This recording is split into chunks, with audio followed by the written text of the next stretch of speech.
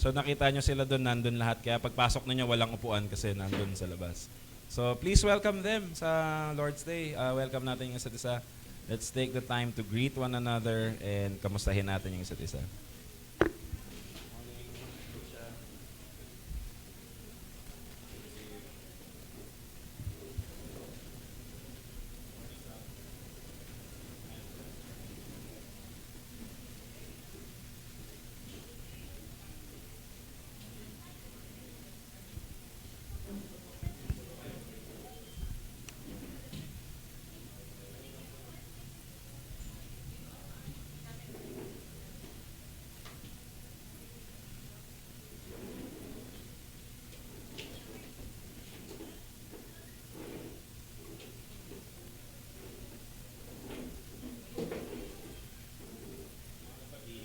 Mga kapatid, ang ating worship service ay hindi nagsa-start until magkaroon ng call to worship. So, pagdating po natin dito sa church, please take advantage of the time na nandito yung brothers and sisters natin sa Lord. And let's minister to them and be ministered by them. Pero mga kapatid, ngayon po, tayo po ay magsimula na. And here, the Word of God calls us to Himself. Babasahin ko po sa 1 Timothy 6.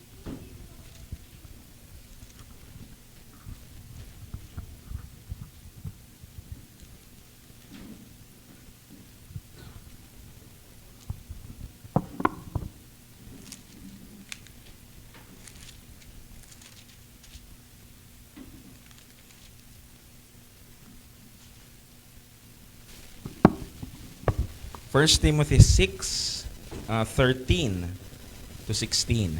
I charge you in the presence of God who gives life to all things, and of Christ Jesus who, in his testimony before Pontius Pilate, made the good confession to keep the commandment unstained and free from reproach until the appearing of our Lord Jesus Christ, which he will display at the proper time. He who is the blessed and only sovereign, the King of kings and the Lord of lords, who alone has immortality, who dwells in an unapproachable light, whom no one has ever seen or can see, to him be honor and eternal dominion. Amen. Brothers and sisters, as believers, we are called by God to come to Him, and He is here with us. Let us come to the Lord in prayer. Lord, we thank you kasi kayo po ang sovereign God, that you are the King of kings and the Lord of lords. And that, Lord God, you dwell in an approachable light, pero you have chosen to reveal yourself to us and call us into this light with you. So Lord, this morning, ito ang aming panalangin, samahan niyo po kami, and may we offer you praises and thanksgiving as we respond to your word, hear your word, and sing your word and pray your word. Be with us, Lord God, in this whole worship service. In Jesus' name we pray. Amen and amen. Manatili po tayong tumayo at awitan po natin ang Panginoon. Let us sing the song, Jesus Saves. We cannot save ourselves, but Jesus saves.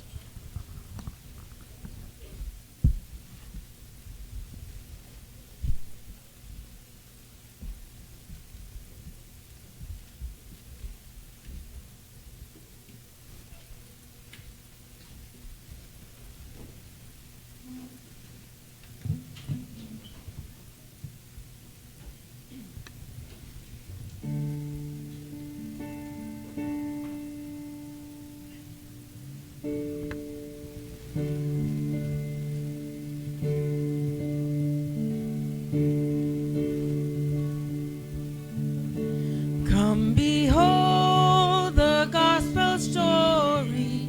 Jesus saves, as we see redemption's glory. Jesus saves, hear the host of angels sing, glory to the the newborn King, and the sounding joy repeating, Jesus saves. See the humblest hearts adore Him. Jesus saves, Jesus saves, and the wisest bow before Him. Jesus saves, Jesus saves. See the sky alive with praise, melting darkness in its place. There is light forevermore in Jesus saves. He will live our sorrow sharing. Jesus saves, Jesus saves. He will die our burden bearing. Jesus saves, Jesus saves. It is done, we'll shout the cross. Christ has paid redemption's cost, while the empty tombs declaring, Jesus saves. Freedom's calling, chains are falling, hope is dawning, bright and true. Day is breaking, night is quaking, God is making all things new. Freedom's calling, chains are falling, hope is dawning, bright and true. Day is breaking, night is quaking, God is making all things new. Jesus saves, Jesus saves. Oh, to grace, how great a debtor. Jesus saves, Jesus saves. Are the saints who shout together, Jesus saves, Jesus saves. Rising up, so vast and strong, lifting up salvation's song. The redeemed will sing forever, Jesus saves. Rising up. Rising up, so vast and strong, lifting up salvation's song. The redeemed will sing forever, Jesus saves. Maaari po muna tayong makaupo.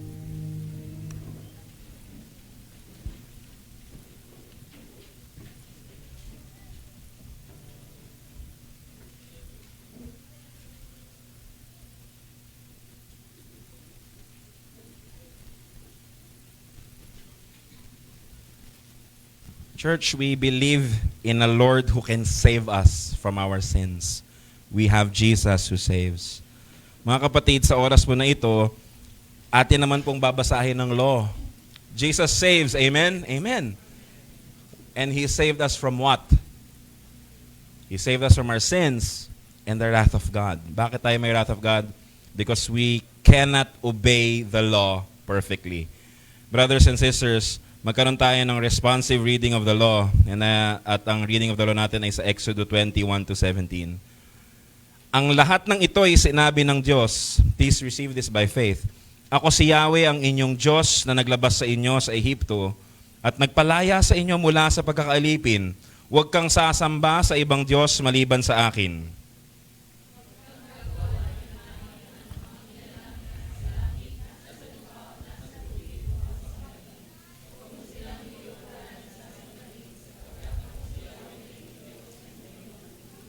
Ang kasalanan ng mga magulang ay sinisingil ko sa kanilang mga anak hanggang sa ikatlo at ikaapat na salinlahi.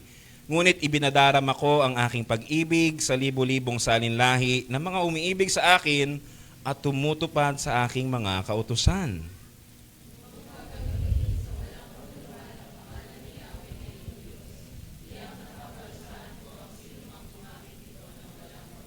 Lagi mong tandaan at ilaan para sa akin ang araw ng pamamahinga. 6 na araw ka magtatrabaho at tapusin mo ang dapat gawin.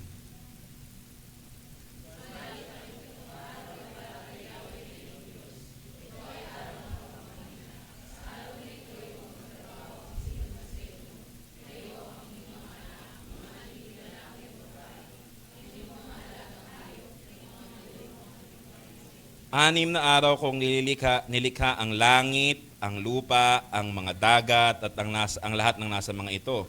Ngunit namahinga ako sa 7 araw, kaya't ito'y aking pinagpala at inilaan para sa akin.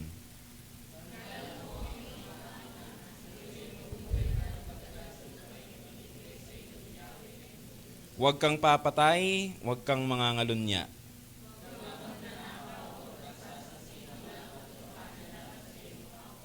Sabay-sabay po tayo. Huwag mong pagnanasahang maangkin ang sambahayan ng iyong kapwa, ang kanyang asawa, mga lilang lalaki o babae, mga baka, asno, ang anumang pag-aari niya. Mga kapatid, the Bible defines sin, hindi lang yung ating kinocommit o yung ina-act out. But ang sin as defined by the Bible is that even yung ating desire na labag sa law of God, it's a sin. Even in our hearts, kapag ka tayo nag-desire ng labag sa kautusan ng Lord, we have sinned before God. So brothers and sisters, let us have the moment of silence to confess our sins personally to God. Ihingi natin ang kapatawaran ng kasalanan natin, and let us draw with confidence to the presence of our God who saves. Let us have a moment of silence to pray and confess our sins before God.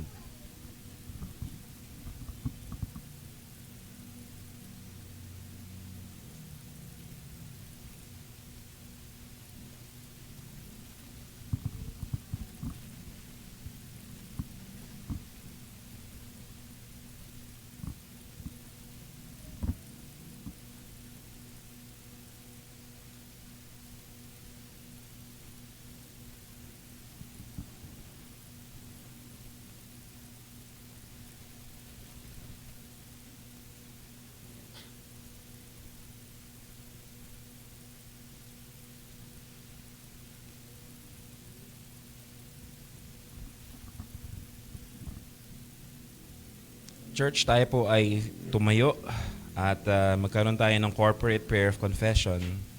Let us confess this as our prayer to God who forgives sins.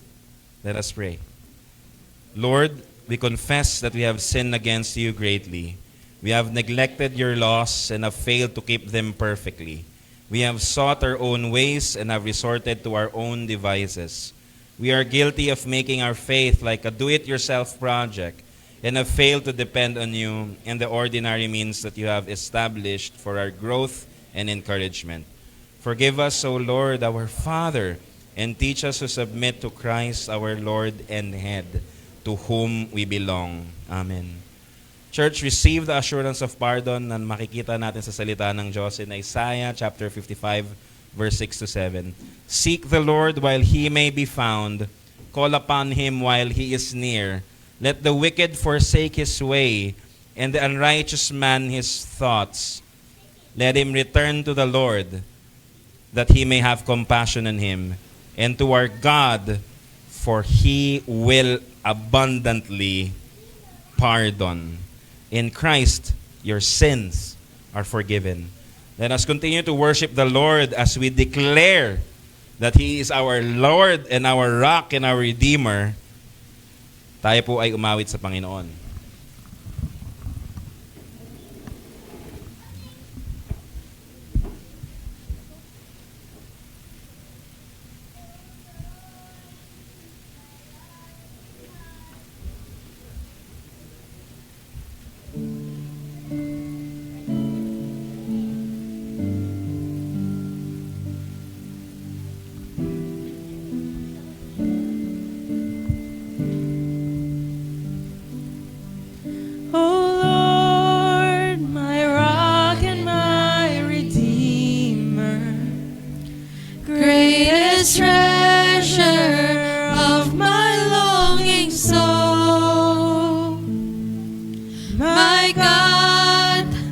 you there is no other.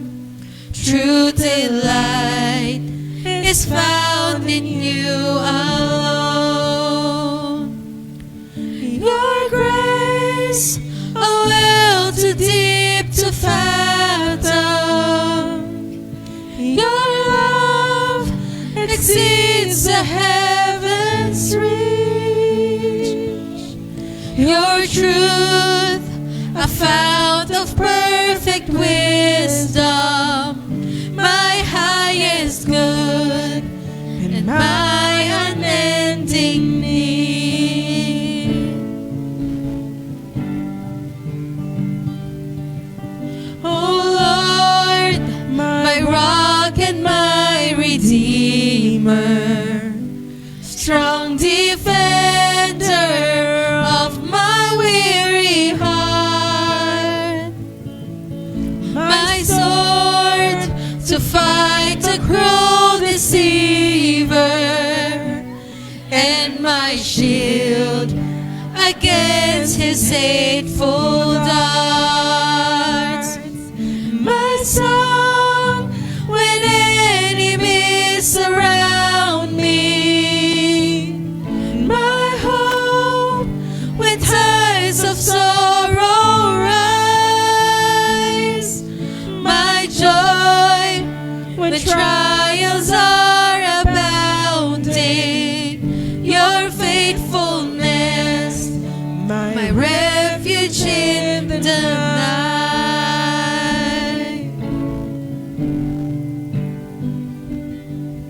Oh Lord, my rock and my redeemer, gracious Savior of my ruined life, my guilt and cross laid on your shoulders.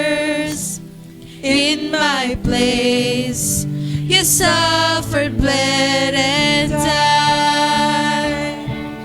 You rose, the grave and death are conquered, and you broke my bonds of sin and shame. You rose, the grave and death are conquered. You broke my bonds of sin and shame. Oh Lord, my rock and my redeemer, may all my days bring glory to your name.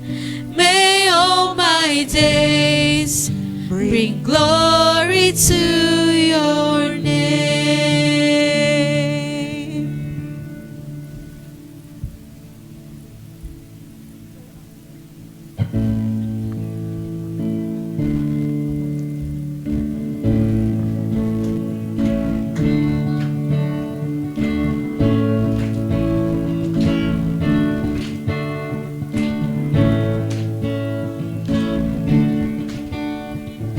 We won't fear the battle, we won't fear the night. We will walk the valley with you by our side. You will go before us, you will lead the way. We have found a refuge, only you can save. Sing with joy now, our God is for us. The Father's love is a strong and mighty fortress. Raise your voice now, no love is greater. Who can stand against us if our God is for us?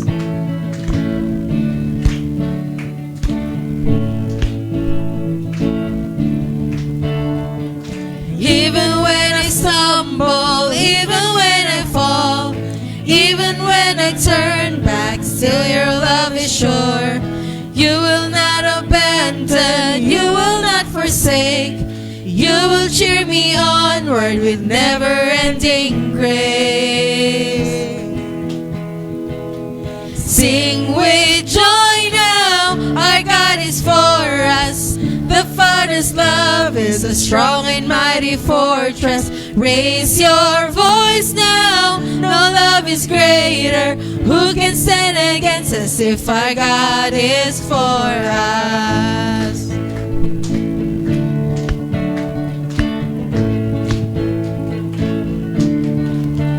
Neither height nor depth can separate us. Hell and death will not defeat us. He who gave His Son to free us holds me in His love. Neither height nor depth can separate us. Hell and death will not defeat us. He who gave His Son to free us holds me in His love.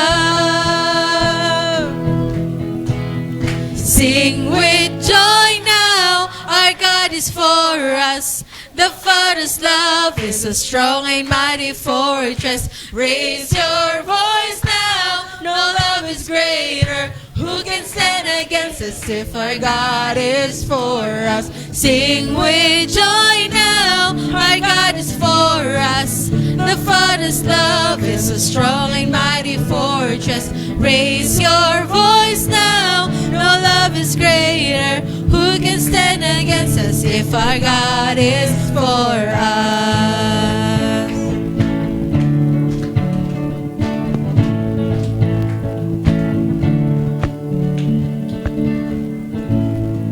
Mari po muna tayo makaupo.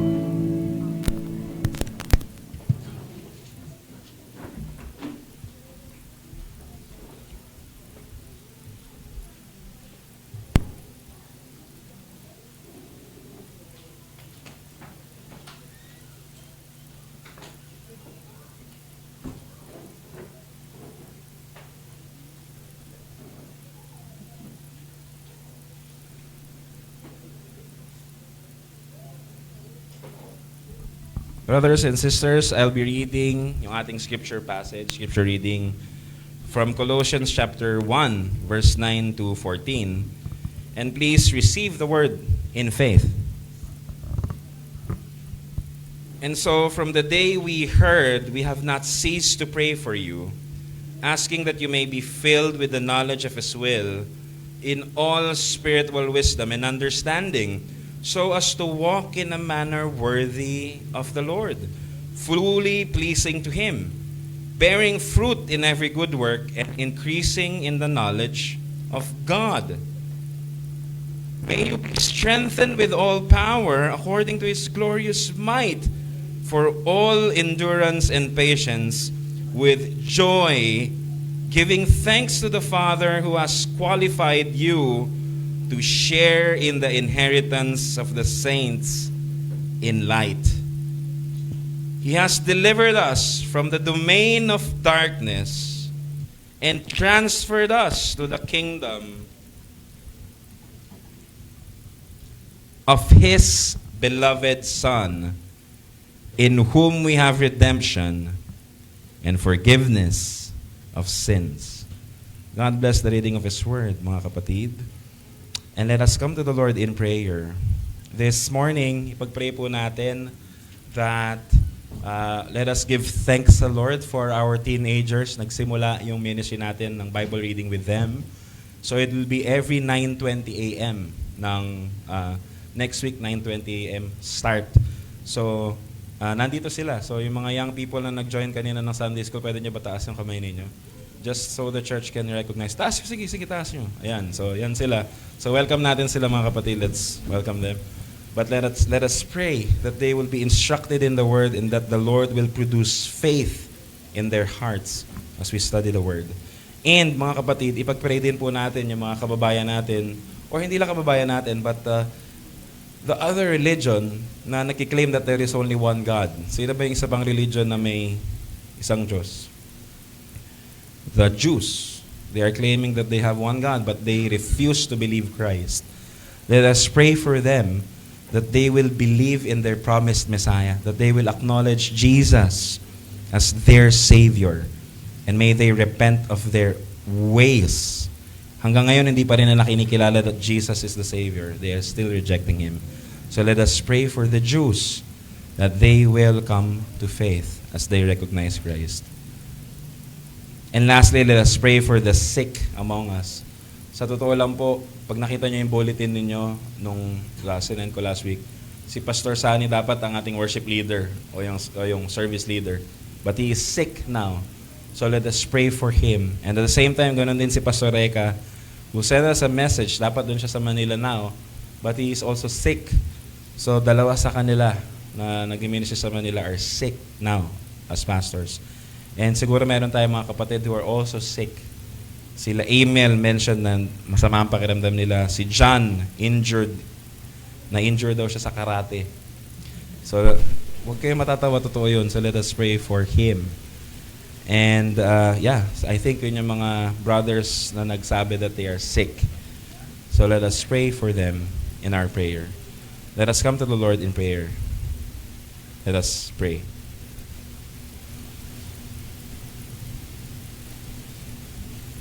Lord God, we thank you because you are the God who calls sinners to repentance. Lord God, we thank you because you are the God who also said, "Let the little children come to me." Kanina meron kaming Sunday school. Hindi na sila little children, but they are still underage. They are 14, they are in their teen years, and they are in their developing years. We thank you because you have brought them here sa church to join our Sunday school. I just pray, Lord God, that you would continue to preserve them and continue to reveal yourself to them, na ikaw ang tumawag sa kanila from darkness into the kingdom of your Son, Jesus Christ, and that your love for them is true as evidenced by you dying on the cross for us. Lord, ang prayer ko is that may you produce faith in their hearts as they continue to hear and hear your word. So Lord, we pray the next week that they would be here. And I pray yung natutunan namin kanina, although maliit lang, I pray that you would grow them in their hearts and that they would find faith in the risen Lord. Lord, we are also praying for the Jews. They believe in the Old Testament. They are waiting for their temple to be rebuilt because they deny that you, O Lord, fulfilled all the Old Testament prophecies. They deny you as Lord and their Messiah because they are still refusing to believe what you have done for them. So Lord, ang aking prayer is that may you cause the Jews to repent for their sin, that many of them will be brought to repentance of their foolish ways and arrogance, that they will turn to you and know that Jesus saves, that you are their Messiah. And so we pray for their repentance as well. Panginoon, inaalala din po namin ang aming mga kapatid who are sick right now. Si Pastor Sani, who does not feel good and hindi niya nagawa yung pag-service lead now. We miss him sa personal fellowship. But I pray, Lord God, that you would heal him, strengthen him, and guide him and protect him, and restore to him yung health na kailangan niya. I pray that he would find rest now, kahit malayo siya. I pray that you would restore his strength. Ganun din kay Pastor Reka, who sent a message earlier na hindi maganda yung gising niya. So I pray that you would bless him this morning, that you would guide him this morning, and that you would strengthen him. Kung natuloy siya to minister sa Manila, I pray that you would make him able to do what he is called to do. Kung hindi man, Lord God, I pray that you would give him rest and may he recover from this sickness. We also remember our brothers na nagsabi that they are sick. Si Emil, who is not feeling well today, I pray that you would comfort him, and I pray that you would heal him. And Lord willing, next week, that he is here with us, celebrating with us in the Lord's Day. And I also pray kay John, who injured himself.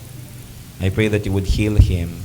And I pray that you would bring him here next week also to join in worshiping you as you have called us. Salamat na marami, Panginoon. We are also praying, Lord God, for our offering later. So, Lord, we come and ask of you na kayo po ang mag-bless ng mga offering namin. Thank you sa trabaho na binibigyan ninyo. Thank you sa business na binibigyan ninyo. You are truly a God who provides for us and takes care of us. Pero Lord, I pray that you would produce also in our hearts generosity, lalong-lalo na for the work of the gospel. That as you use our work as a means to provide for the needs of the ministry, I pray that you will grow also in our hearts generosity and thanksgiving. Dahil kayong Diyos na nagbibigay sa amin ng mga blessing for us to share to others. Thank you, Lord. In Jesus' name we pray. Amen and amen. Sige po, maaari na po nating ibigay ang ating mga tithes and offering sa harapan. Andito po ba yun? Pwede po nating dalhin dito. Or if gusto niya po na cashless, pwede niya po i-send sa GCash to Pastor Nick or sa PayMaya niya. We are using his personal account para mas mabilis yung for faster mobilization. Kasi kapag ginamit din natin yan, may kaltas din. Pag sa church, merong fee. So, mababawasan pa yung offering natin. So, pero please indicate that what you are sending is for your tithes or offering or your love gift so that we can properly account for yung mga pumapasok sa account na yan. Maraming salamat po. For our announcements, later, meron tayong lunch together as a church. So, we are inviting everyone. Make this a part of our spirituality na mag-set aside tayo ng time. Hindi lang para mag-service sa ating church, but also to minister and to be ministered by your brothers and sisters in the Lord. Last 2 weeks ago, pinag-aralan natin yung one-to-one Bible reading. So take advantage also of the time na mag-set kayo ng time with the pastors na one Sunday, Pastor, one-to-one tayo. Let's read the Bible together. Why? Kasi kasama din doon yung prayer sa inyo and yung guidance and yung oversight so that your elders would know paano namin kayo pag-ministeran. So, take advantage of these times na pwede natin gawin. Later, we would learn our songs. Mga kapatid, nag-enjoy po ba kayo sa mga awitan natin? Kahit hindi kayo mag-enjoy, ang point dito is that we're singing the truth of God. Pero mga kapatid, for us to enjoy singing and being a blessing as we sing, kailangan daw maximum volume ng instruments and then ng voice, ng vocal cords natin. But we can only sing aloud as much as we are confident sa kinakanta natin. So yung learning our songs, inaaral natin yung mga songs na aaralin natin, nakakantahin natin, so that next Sunday, malakas yung mga kakantahin natin. So, join us. Mamaya, we will learn our songs. Nasa bulletin natin yung mga songs na yon at nasa lyrics na, nandun na din yung lyrics niya. Next week, we will have doctrinal classes. So, join us. Marami tayong mga gagawin this Lord's Day rest. Later and after, yung afternoon natin is yung Vesper service natin. Ang prayer ko is that as the Lord mature us for growth, is that we will really experience yung benefits of enjoying the Lord's Day rest, yung buong Lord's Day, that we are ministered the whole day ng ating Panginoon. Sige po, brothers and sisters, tayo po ay tumayo at let us confess itong Heidelberg Catechism Question and Answer 52 as our confession of faith. So let us declare this with conviction, with faith. This is our faith. Question, how does Christ's return to judge the living and the dead comfort you? Sabay-sabay po. In all distress and persecution, with uplifted head, I confidently await the very judge who has already offered himself to the judgment of God in my place and remove the whole curse from me. Christ will cast all his enemies and mine into everlasting condemnation, but will take me and all his chosen ones to himself into the joy and glory of heaven. What a blessed confession. Let us sing to our holy God.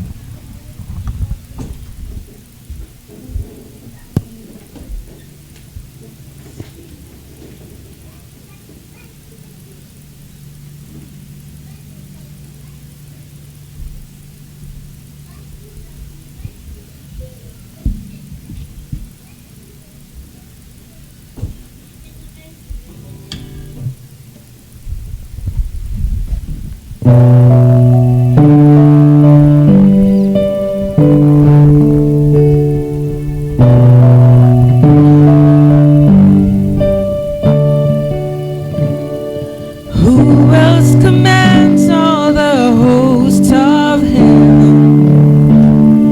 Who else could make every king bow down? Who else can whisper and darkness tremble? Only a holy God. What other beauty demands such praises? What other splendor outshines the sun? What other majesty rules with justice? Only a holy God. Come and behold Him, the one and the only. Cry out, sing holy, forever a holy God. Come and worship the holy God.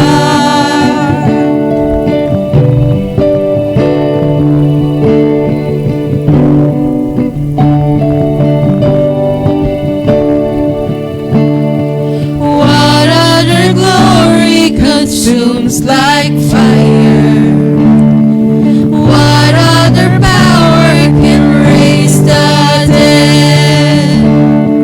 What other name remains undefeated? Only a holy God. Come and behold Him, the one and the only. Cry out, sing holy, forever a holy God. Come and worship the holy God. Who else could rescue me from my failing? Who else will offer His only Son? Who else invites me to call Him Father? Only a holy God. Only my holy God. Come and behold Him, the one and the only. Cry out, sing holy, forever a holy God.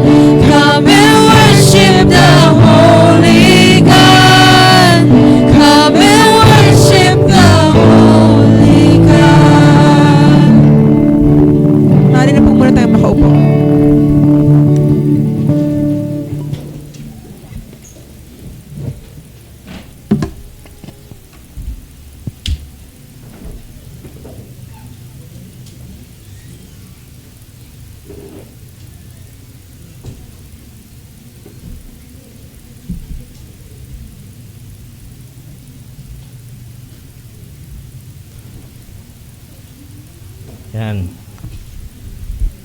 Morning. Mahina. Okay lang? Ayun, sige. So, purihin ng Panginoon. So, good morning po sa bawat isa. Medyo mainit na yung panahon, ano? Ngayon pa lang, February pa lang. Medyo mainit na. So, nagbabadya to ng ano? Mas mainit na panahon sa mga susunod na buwan. So, let's keep ourselves hydrated, ano? Kasi ang problema ngayon, paikot-ikot yung mga tawag mo nito, yung mga karamdaman, ano? Pabalik-balik. Gaya ko, bumalik yung ubo ko. Although controlled naman pero meron pa rin. Si Sister Ivy din pala, no? Meron bumalik yung kanyang ubo. Nawala na yung hika, pero meron siyang ubo. Kaya wala siya ngayon dahil medyo talagang ubo siya ng ubo eh. So nakaka-apekto talaga sa kanya. So let's continue to uphold each and everyone sa ating mga prayers para sa kalusugan.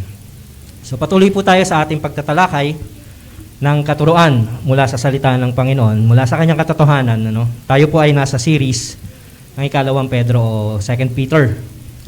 At sa araw na ito, ang nakatalaga po sa akin ngayon ay yung chapter 2, beginning at verse 4.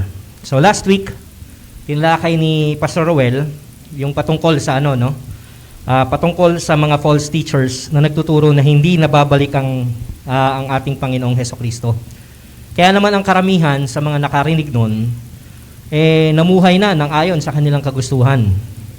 Kasi ang katuruan sa kanila, meron ng kalayaan mula sa kasalanan, meron na nagbayad ng kasalanan, narinig nila na ganon yung sitwasyon. Pero kumbaga, to each his own na. Dahil hindi na muling babalik ang ating Panginoong Hesukristo to judge the living and the dead. So kumbaga para sa kanila, ang pagkakarinig nila, ang pagkakaintindi nila, that's already the final state of their situation o yung kanilang kondisyon. Malaya na sila. Kaya naman nagkaroon sila ng kalayaan na gawin yung lahat ng gusto nila. Kumbaga naging licentious living. Lahat, none is exempted. No? Again, nanumbalik muli sa problema. At ang nakalulungkot doon, wala yun sa labas ng simbahan. Kasi nasa loob ng simbahan yun. Kaya nga sila nakapagtuturo eh. No, kaya sila nakapagtuturo ng maling katuruan, ng baluktot na katuruan, kasi kasama nila o kasama sila sa loob ng kongregasyon, ng gathering of the saints, to those who profess that they believe in the Lord Jesus Christ, yung risen Messiah, no? The Redeemer. So sa panahon natin ngayon, ganito pa rin po yung sitwasyon. Marami pa rin lagana pa rin yung mga nagtuturo ng mali. At ang nakalulungkot, no, kagaya nga lang nasabi ko, dumadami sa loob ng simbahan ang mga nagtuturo ng mali. Not necessarily sa isang local church, kung hindi sa congregation of the saints, no, yung Catholic Church, yung Universal Church. No, dumadami. Iba't ibang denominations, mali-mali lang, o iba-iba yung katuruan. At madalas nagkakaroon ng dagdag, madalas nagkakaroon ng sariling interpretasyon labas sa sinasabi ng salita ng Diyos. And that is already considered as false teaching. Mali na po yun, no? Kapag lumabas ka sa sinasabi ng salita ng Panginoon, dinagdagan mo o binawasan mo, definitely, it's already a false teaching. No? So, ang ating pong tatalakayin ngayon is yung assurance of God's faithfulness. Assurance ng faithfulness ng ating Panginoon sa justice, in His justice, no? In His mercy, and in His grace. He is faithful. So, yun po yung ating tatalakayin ngayon. And our passage is found, kagaya nga ng nasabi ko, chapter 2 ng 2 Peter, verses 4 hanggang 22. And I will read sa English Standard Version. Ito po yung sinasabi. For God did not spare angels when they sinned, but cast them into hell and committed them to chains of gloomy darkness to be kept until the judgment. If He did not spare the ancient world, but preserved Noah, a herald of righteousness, with 7 others when He brought a flood upon the world of the ungodly, if by turning the cities of Sodom and Gomorrah to ashes, He condemned them to extinction making them an example of what is going to happen to the ungodly. If he rescued Lot, righteous Lot, greatly distressed by the sensual conduct of the wicked. For as that righteous man lived among them day after day, he was tormenting his righteous soul over their lawless deeds that he saw and heard. And verse 9, then the Lord knows how to rescue the godly from trials, and to keep the unrighteous under punishment until the day of judgment. And especially those who indulge in the lust of defiling passion and despise authority. Bold and willful, they do not tremble as they blaspheme the glorious ones. Whereas angels, though greater in might and power, do not pronounce a blasphemous judgment against them before the Lord. But these, like irrational animals, creatures of extinction or in instinct, born to be caught and destroyed, blaspheming about matters of which they are ignorant, will also be destroyed in their destruction. Verse 13, suffering wrong as the wage for their wrongdoing, they count it pleasure to revel in the daytime. They are blots and blemishes, reveling in their deceptions while they feast with you. They have eyes full of adultery, insatiable for sin. They entice unsteady soul.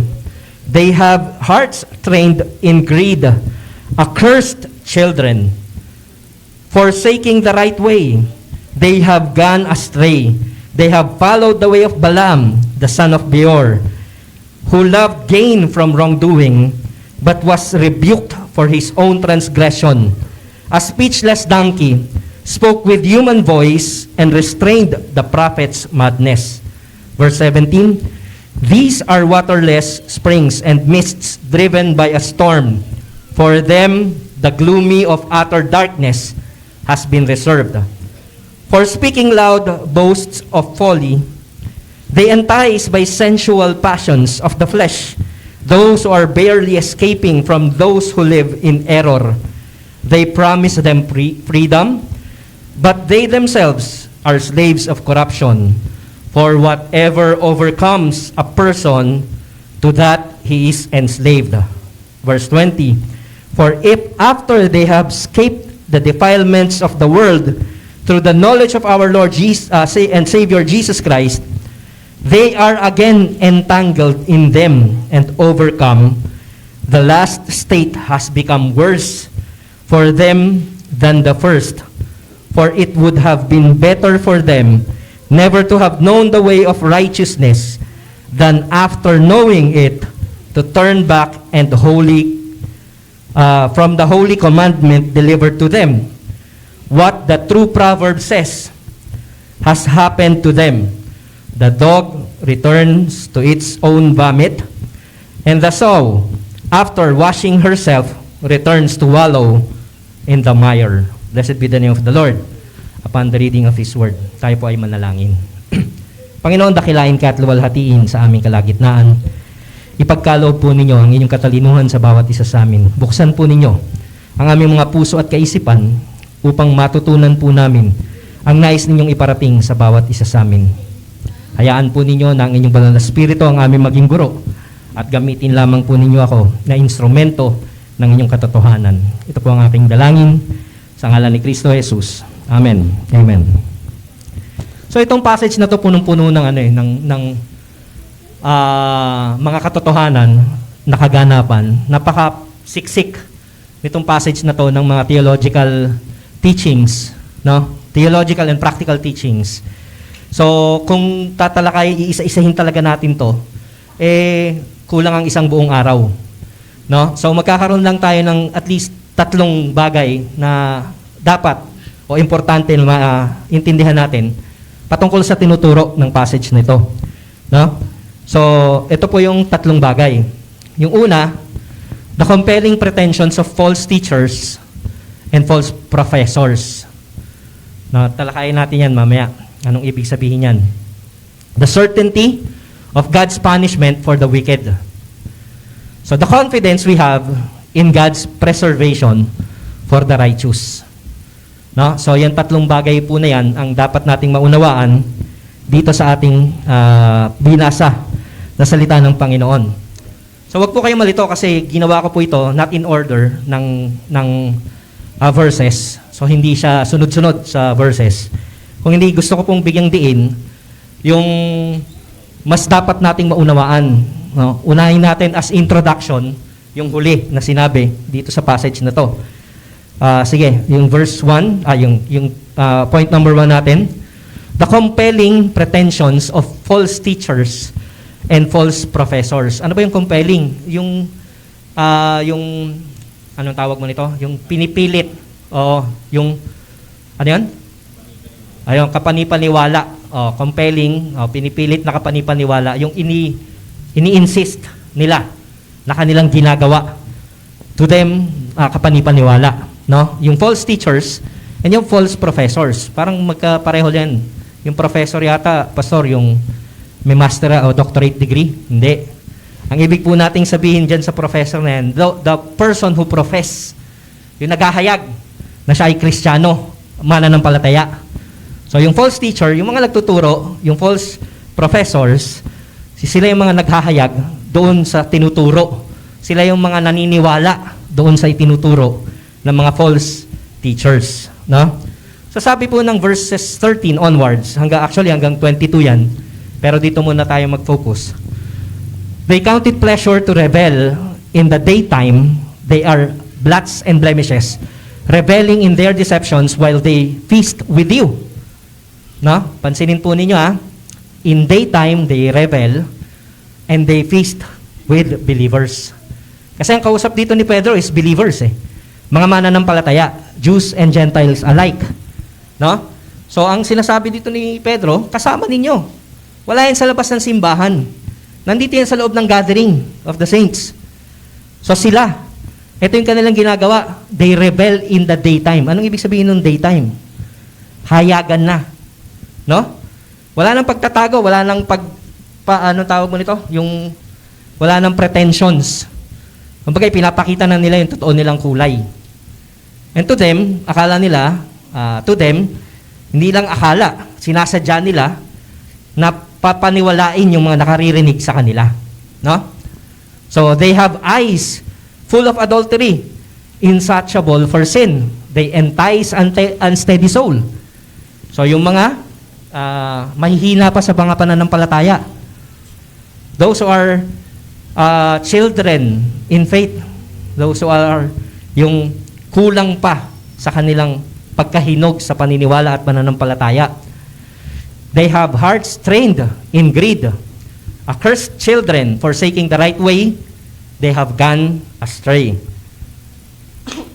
Excuse me. So ang problema nga sa ikalawang panulat ni Apostol Pedro, yung pagkakaroon ng mga false teachers, and that expense or that causes licentious living. No, yung to each his own, namumuhay na sila ng kanilang mga kagustuhan sa kapamaraanan na gusto nilang gawin. No? Kumbaga para sa kanila, lahat ng ginagawa natin tama. Lahat ng ginagawa ko tama. For as long as wala akong tinatapakang ibang tao. Mabuti na nga at nagbabago na ako. Mas mabuti nga ako sa kanya. Hindi na ako kagaya noon ng mga kasakasama ko. No? So mayroon ng mga ganong kaisipan. Lantaran na ang kanilang paggawa ng masama, wala nang kahihiyan sa paghahanap o sa pagpapalaganap ng katuroang mali, pinalalabas na ang kanilang ginagawa ay tama at hinihikayat pa ang iba. Usually yung mga baguhan sa pananampalataya as the passage says. No? So dito, sinabi ni Pedro na they have eyes full of adultery. Hayagan, lantaran, in broad daytime, in broad daylight. Ibig sabihin, maliwanag. Pwedeng makita, wala kang may tatago. Their eyes are full of adultery. So para sa salita ng Panginoon, napakahalaga na maunawaan natin kung bakit pino-forsake ng ating Panginoon ang adultery. Bakit ba para sa Diyos masama ang adultery? No? Bakit ba para sa Diyos masama ang adultery? Bakit ayaw na ayaw ng Panginoon? In fact, Nandyan yan sa 10 kautusan. Nakapaloob yan, ano? Bakit ayaw na ayaw ng ating Panginoon? Kasi para sa Diyos, adultery equates to idolatry. Adultery equates to idolatry. Paano naging idolatry yun, Pastor? Kasi ang marriage po, yung pagiging mag-asawa, it is a covenant. Covenant po yan o kasunduan between spouses and God. So kapag ang mag-asawa ay nanumpa sa altar, hindi lamang sila nanunumpa sa isa't isa, kundi nanunumpa sila sa harapan ng Diyos. So it is a covenant between themselves, the two spouses, and with God. So ang Diyos, ang kanilang pinanumpaan, hindi lamang ang kanilang sarili. So meron silang covenant. The marriage is bonded by a covenant with God. No? Kaya ganun kahalaga sa Diyos. No? Kaya when a married individual commits adultery, he or she is breaking the covenant that he or she has made with his or her spouse and with God. Hindi lamang siya nagkasala doon sa kanyang asawa, kundi nagkasala din siya higit sa lahat sa Panginoon. No? So, the same thing. Ganon din po yung extramarital. Yung extramarital is yun nga, yung adultery, kasi sa labas ng marriage, within the bound of marriage, meron kayong covenant. Outside the bound of marriage, extramarital, you are committing adultery. So, yun po yung extramarital. So, ganon din po yung pre-marital sex or yung fornication. Ganon din po yun. No? Ganon din ang trato ng ating Panginoon kasi, no? Ang fornication ay panghihimasok naman sa covenant ng Diyos para sa mga mag-asawa. Ano nga again yung sinasabi natin patungkol sa panghihimasok? It is taking the place of the Lord. Di po ba? No? Kasi ang sex is designed by God to be in the context of marriage. Sa context ng marriage. Kaya kung ipapractice natin to outside of marriage, then pinanghihimasukan natin ang disenyo at kalooban ng Diyos para dito. We are trespassing against God. No? Ano nga yung mga nakikita natin sa signage na no trespassing? Lalo na sa mga malalaking lugar. Do not trespass or you will be shot. Di ba? Pwede kang patayin sa kasong trespassing. So, ganun po yun. No? Kaya ganun na lamang ang sinabi ni Pedro, ang warning ni Pedro, ang kanyang pahayag. Napakatindi ng ginagawa nitong mga taong to. They are adulterous in the sight of God. No? Adulterous in the sight of God. They rebel at daytime, wala nang kahihiyan. So, these false teachers, sige, next slide, have corrupted. Oh, kakanta ko dyan. These false teachers have corrupted the lifestyles of God's people. No? Kinorrupt nitong mga false teachers na to yung lifestyles ng mga hinirang, mga anak ng Diyos. Yung kanilang teachings at yung kanilang style ng pamumuhay have confused and corrupted believers and the church. No? So, kaya ngayon parang, ano ba talaga? Ano ba talaga yung totoo? No? Totoo ba na by the wounds of God, or by the wounds of Christ, we are healed? Eh, bakit may sakit pa rin ako? Totoo ba talaga yun? Kasi ang turo ni Pastor, by His wounds, we are healed. Kaya yung physical na karamdaman mo, iwaksi mo na yan, i-renounce mo yan, i-disclaim mo yan. No? Yung mga, anong tawag dyan? Yung mga minana mong sakit, palayasin mo, i-command mo na umalis sa buhay mo. Kasi by the wounds of Christ, you are healed. Di ba napakagandang pakinggan? Kung may sakit ka, kaya pala yun. Ba't hanggang ngayon, wala pa rin, may sakit pa rin ako. Wala kang faith, patay na. Nalaglag na. No? Nalaglag ka na. So ano nga bang ibig sabihin ng by His wounds we are healed? Naalala ninyo yung illustration natin ng grafting na sinusugatan yung tree at idinidikit yung mahinang sanga? So yun. Christ has been wounded so that we can be binded unto Him. We are spiritually sick. Yun yung katotohanan. No? We are spiritually sick. Ang bawat isa sa atin, may karamdaman spiritually. And we are bound to death because of this illness or sickness. Kamatayan na ang pupuntahan natin dahil sa karamdaman na ito. And yet, God wounded His own Son so that we can be binded unto Him sa Kanyang pagmamahal. No? So, etong mga taong to, they entice by sensual passions of the flesh. Those who are barely escaping from those who live in error. They promise them freedom, but they themselves are slaves of corruption. Kumbaga itong mga taong to, itong mga false teachers na to, nandadamay na lang. No? Kasi alam nila na binabaluktot nila yung katotohanan na nagmumula sa katotohanan ng Diyos. For whatever overcomes a person, to that he is enslaved. No? Kung pinaniniwalaan ko yung maling katuruan, then I am a slave or enslaved to that false teachings. And what will be the outcome? Anong magiging bunga niyan sa akin? Maling application. Hindi po ba? Mali yung application. Tapos magtataka ako, Lord, mahal mo nga ba ako talaga? No? Kasi mas ine-embrace ko yung maling katuruan kaysa sa i-embrace yung tama at totoo na nagmumula sa salita ng Diyos ayon sa Kanyang ginawa para sa akin at para sa inyo. No? So kaya, kagaya nga lang nasabi natin kanina, problema pa rin ito hanggang ngayon, yung false teaching. Hanggang ngayon, napakarami pa rin ang nagtuturo ng baluktot na katotohanan. So bakit siya baluktot na katotohanan? No? Kasi, katotohanan naman talaga, kaya lang binaluktot. Kagaya nun, yung by His wounds we are healed. Totoo naman yun. It is true. Pero not physically, mga kapatid. Kung physically, pagalingin tayo ng Panginoon, then praise the Lord. Pero kung hindi, kagaya ni Pablo, 3 times, he asked the Lord to take the thorn in the flesh sa kanya.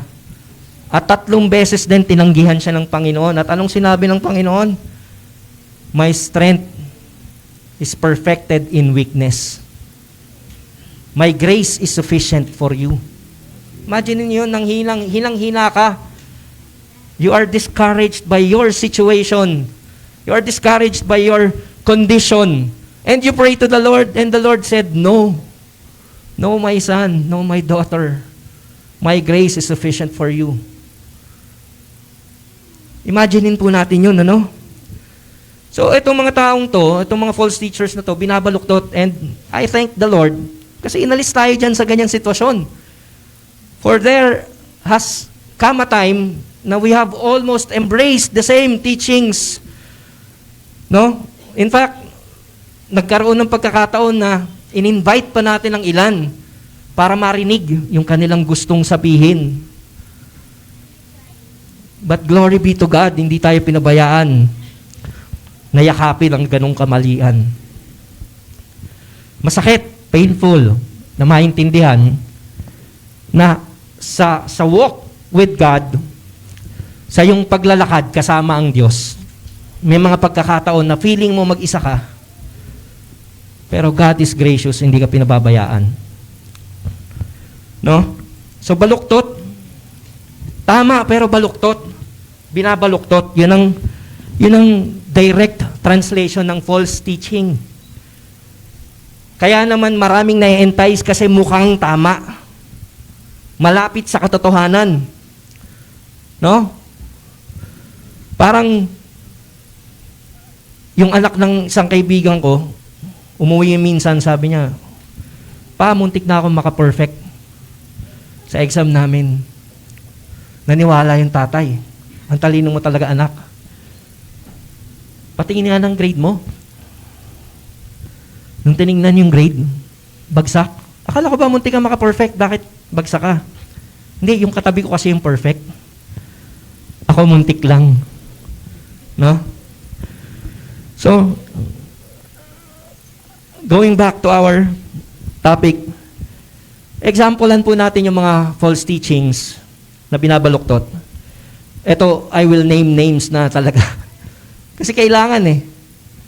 In fact, kaibigan ko ang ilan sa mga uma-attend dito. In fact, dito ako nagsimula na maging active sa pananampalataya when I was in Saudi Arabia. Tinuturo niya na yung Old Testament God is different from the New Testament God. Bakit? Kasi ang God of the Old Testament is the God of wrath, punong-puno ng galit. Puro na lamang pagpapatay ng mga tao, mga inosente, mga walang kamalay-malay, dinadamay sa kanyang galit at puot. So yun yung kanyang tinuturo. Ibang-iba daw sa New Testament God, who is loving, accepting, no? Loving and accepting kahit na sino ka pa man, lumapit ka sa Kanya, kahit na namumuhay ka sa kasalanan, patatawarin ka niya, kahit na magpatuloy ka sa kasalanan, mahal ka niya. No? Yun ang sinasabi nitong teacher na to. No? So again, anong katotohanan? Yes, totoo na ang God of the Old Testament, as recorded, ay pumapatay. No? Pumapatay talaga. Ano ang kanyang pinapatay? Yung mga makasalanan. At ang tawag po doon ay justice, hindi murder. Justice po ang tawag doon, hindi po murder. No? Tandaan natin na ang New Testament din ang nagsabi na ang wages of sin is death. So ang kabayaran ng kasalanan ay kamatayan. So kung makasalanan ka, anong kabayaran mo? Kamatayan.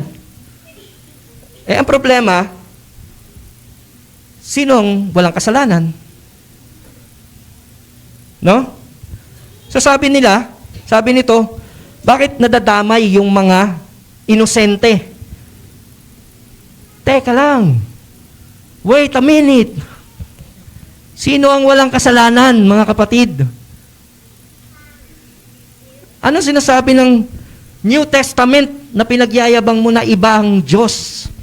Na pinagsasasabi mong ibang Diyos? No? Ano sinasabi? Sige, Romans 3:23. Anong sabi nga? For all have sinned. Sino yung all na yun? Meron akong pinsan, ang pangalan niya, Rolly. Ang palayaw niya, all. So siya lang ba yun? Hindi Kasama tayo doon. Lahat tayo. All of us. All of us. No? And have fall short of the glory of God. Sabi ng Genesis 6, chapter 6, verse 5, Old Testament. Sinususugan ng New Testament na Romans 3:23. Anong sabi ng Genesis 6? Ito yung account ng flood. No? Bakit nilunod ng Diyos ang sangkatauhan? Sabi ng Genesis, the Lord saw that the wickedness of man was great in the earth, and that every intention of the thoughts of his heart was only evil continually. Hindi minsan lang continually. Patuloy, evil ang intention ng puso ng tao. Kaya tinupok ng Diyos, nilunod ng Diyos ang ancient world. No? So isa pang maling katuruan dito na naman sa preacher na to. No? Itinuturo niya, since binanggit na rin naman dito sa passage na binasa natin, yung kwento ni Lot, at pinag-aaralan natin yung Sodom and Gomorrah, meron din siyang itinuro at ine-embrace ng ilang denomination, so-called Christians ngayon. No? Tinuro niya na ang kasalanan daw ng mga taga Sodom and Gomorrah is not homosexuality. Hindi homosexuality, sabi niya. No? Kundi ang kawalan ng hospitality. So nagbigay pa siya ng background. Ano yung binigay niyang background? Alam nyo, nung meeting namin, sabi napag-uusapan namin, ang danger dito, baka mauwi ka dito sa teaching ng Sodom and Gomorrah ni Lot. Pero hindi pwedeng pahapyawan kasi kasama talaga, ay hindi pwedeng lampasan at bigyan ng diin. Kasi kasama talaga to dito sa sa teaching na to, no? So, ang sabi niya, nagbigay siya ng background. Kaya daw kawalan ng hospitality kasi Asian culture daw. No? Asian culture. Nasaan daw ba yung Sodom and Gomorrah? Nasaan ang Israel? Nasaan ang Canaan? Nasa Asia. Asian culture daw na hospitable ang bawat isa. No? So yun yung kanyang background. Kaya naman si Lot, in-invite niya sa loob ng kanyang tahanan. Instead of doon na lang sa public square matulog yung dalawang angels, no? So yun ang kanyang sinasabi. And then nagkaroon ng gang mob sa paligid ng bahay ni Lot. At pinalalabas yung dalawang angel. Ano ang kanilang purpose? No? Sabi ng teacher na to, ang purpose daw nila is to gang rape those angels na nasa loob ng bahay ni Lot, no? Nasa loob ng bahay ni Lot, to gang rape. So hindi daw sensuality ang kasalanan kung hindi gang rape. Ano daw ba yung gang rape? Sabi niya, no? Bigay pa siya ng katuruan. Ang gang rape daw ay isang tool of humiliation para pahiyain, no? Para pahiyain, dominahin, no? Humiliation, domination, and torture of the weaker individual. So yun daw po yun. Gang rape daw ay isang play or pang-aabuso ng power over the weak. Ito daw ay nangyayari pa rin hanggang sa kasalukuyan. Sabi niya, yung gang rape, para ipakita na mas malakas kami sa'yo. No? Ganun daw yun.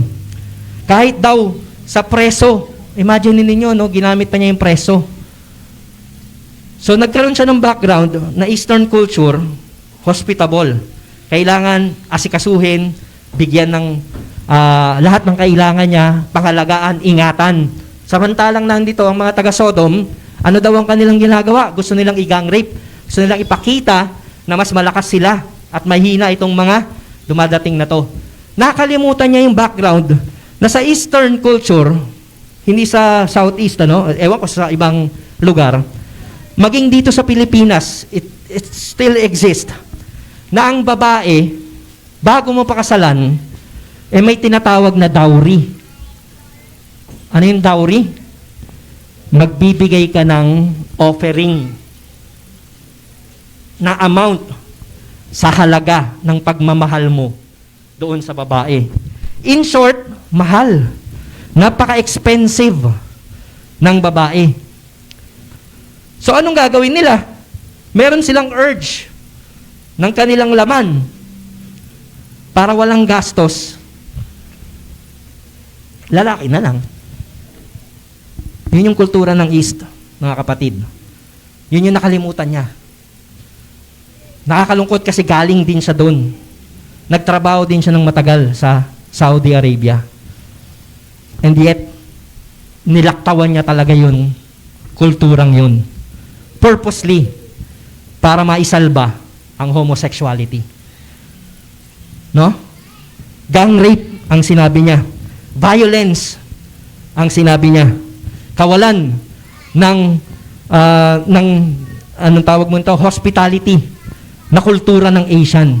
Kasi sinabi pa niya, ang Diyos ay galit sa mga hindi nag-aasikaso sa mga sojourners o yung mga travelers. Galit daw ang Diyos. Kasi kayo mismo, minsan nang naging traveler sa Egypt. Sojourner sa Egypt. No? Nakalimutan niya ibang background ng history. So ano daw ang kasalanan ng Sodom and Gomorrah? Kapatid, tingnan nyo, nasa Bible din po ito. Sige,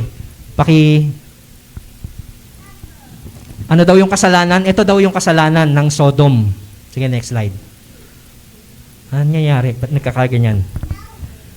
So, in Ezekiel, chapter 16, verses 49 and 50, Ezekiel, ito daw yung kasalanan ng Sodom. Behold, This was the guilt of your sister Sodom. Ayan o. Sayin natin, this was the guilt of your sister Sodom. Ano daw yun? She and her daughters had pride. O di ba ano yung pride ngayon? So, excess of food. Hala, lagot tayo, pastor. Lagot tayo, pastor. Excess of food. Eh, ang hilig pa naman natin kumain dito sa church. No? Paano kaya yan? And prosperous ease. Ano yan? Gusto komportable palagi. Ayaw mahirapan. Ayaw ng paghihirap. Ayaw ng pasakit. Ayaw ng trial. Ayaw ng hardship. Gusto komportable. At the expense of other people. But did not aid the poor and needy. So, sabi, they were haughty and did an abomination before me, sabi ng Panginoon. So, I removed them when I saw it. So, ano ba yung haughty? No? Yung nagmamataas sa Diyos. Masyado sila nagmamataas sa Diyos. Anong ibig sabihin yan? Ginagawa nila yung gusto nilang gawin outside of my will, sabi ng Panginoon. They are stepping outside of the boundaries of my will, of my sovereignty. They are trying to step outside. No? So, yun yung kanilang ginagawa. So, etong mali. May nakita lang na ganyang passage, binaliwala na ang iba pang sinasabi ng scriptures tungkol sa kasalanan ng Sodom and Gomorrah. Kaya maging maingat po tayo mga kapatid sa mga pinakikinggan natin dahil gumagamit ang mga false teachers ng nasusulat sa Bible. Kaya nagmumukhang tama. Di ba? Ang linaw eh. Ayan ang kasalanan no, ng Sodom. Pero yan ba talaga? Para baluktutin mo na hindi tama ang sinabi ng iba na nakasulat din sa scriptures. Tingnan natin. Sige, next slide. In Genesis, ito yung original account. In Genesis chapter 19, verses 4 and onwards. Sabi po dito, verses 4 and 5. Ito yung sinasabi. But before they lay down, the men of the city, the men of Sodom, both young and old, all the people to the last man, na mga tao, na mga lalaki, kahit matanda, kahit bata, no? Maliit, malaki, ano man ang kalagayan nila, pumunta sila sa bahay ni Lot. Anong sinabi nila? They called out to Lot and said, "Where are the men who came to you tonight? Bring them out to us that we may know them." In Hebrew language, knowing meaning is having intersexual o yung intercourse. Kaya yung NIV, translate niya literally o dynamically. Pinigyan niya na ng meaning kung ano yung sinasabi talaga ng Old Testament. Sabi ng NIV, bring them out to us so that we can have sex with them. Yung mga lalaki yan ha. Sinong tinatawag nila? Yung mga lalaki na anghel na bisita ni Lot. No? So yan po. Malinaw, dyan na. Malinaw na yan. Tapos ano pa? Sabi ni Jude. Jude, bago ang Revelation. Sabi ni Jude, sa verse 7. Ilang chapters nga meron sa Jude? Isa lang. Ba't kayo sumagot, pastor? Alam mo yun eh. So, in verse 7, sabi dito, just as Sodom and Gomorrah and the surrounding cities, which likewise indulge in, saan daw? Sexual immorality and pursued unnatural desires. Sinasabi ni Pablo sa Romans 1. No? Kaya pinabayaan na ng Diyos ang mga tao sa kanilang kasalanan kasi ito yung kanilang kasalanan. Kagaya ng Sodom and Gomorrah. Pinagpalit na yung natural relationship between man and woman. No? So, nagkaroon ng sexual immorality. And serve as an example by undergoing a punishment of eternal fire. So, mga kapatid, again, we encourage you to examine what you hear from us. Ano man naririnig ninyo sa amin, i-examine po ninyo. No? So, wag nyo kami basta paniwalaan, i-check po ninyo, double check, triple check. Kung kaya ninyo, 10 times i-check ninyo. At magtanong kayo sa amin kung pareho ba tayo ng pagkakaunawa. Kung bakit namin nasabi yun. No? So, palagi po ninyong i-check mula maigi mula sa kabuuan ng scriptures. Huwag tayo yung cut and paste theology.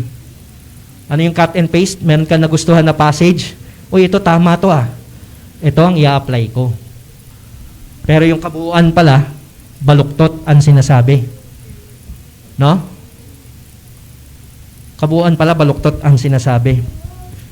So, i-examine po ninyo yung aming mga sinasabi sa inyo. Lalo na yung mga nababasa at naririnig ninyo sa iba mula sa social media. So, ano naman ang sinasabi ng Diyos sa mga baluktot na mga nagtuturo ng kabaluktutan?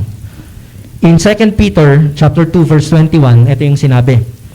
2 Peter 2:21, "For it would have been better for them never to have known the way of righteousness than after knowing it to turn back from the holy commandment delivered to them. What the true proverb says has happened to them."